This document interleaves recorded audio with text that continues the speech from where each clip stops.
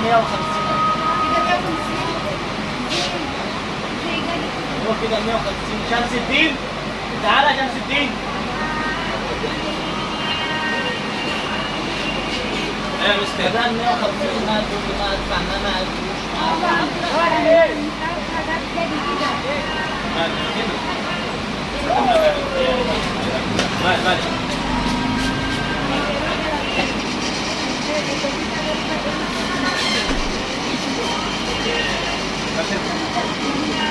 Mana kalau kakak tuh? Apa mana suami saya itu ada satu untuk jalan amukan baik jas dan Isra daerah negara kita pikir juga orang pun itu mana cara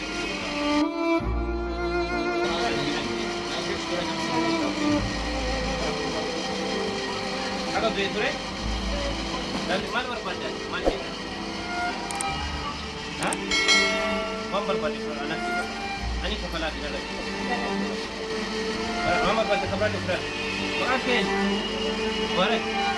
masya Allah baru sama rata maju Muhammad sini bicara kepala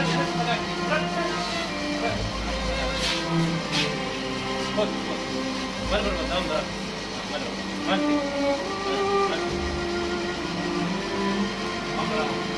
Nata lagi barang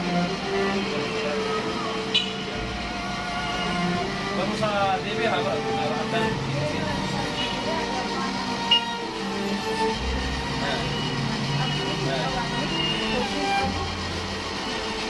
ilawang ko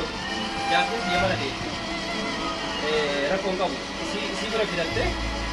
si uni nak apa tahu lo ada kan tu atas sekarang ada kan orang pun jual kamu rumahnya na ada kan si sokor ada kan dia di dalam isi berapa tahu mana kali ada kan tak dah itu kamu dia mana kisah cerita kamu saja berapa kamu saja berapa itu apa pun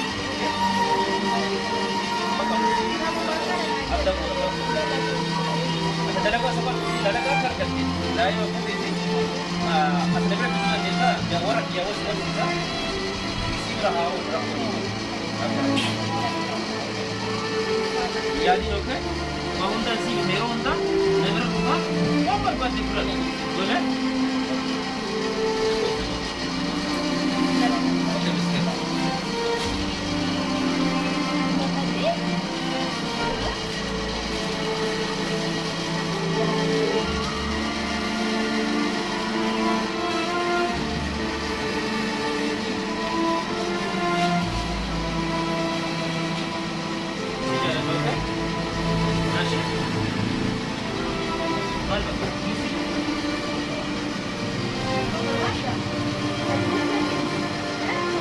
berat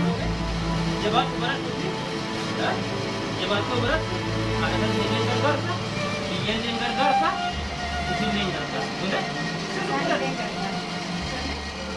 jebat betina ayo boleh ya dena ulfata ulfata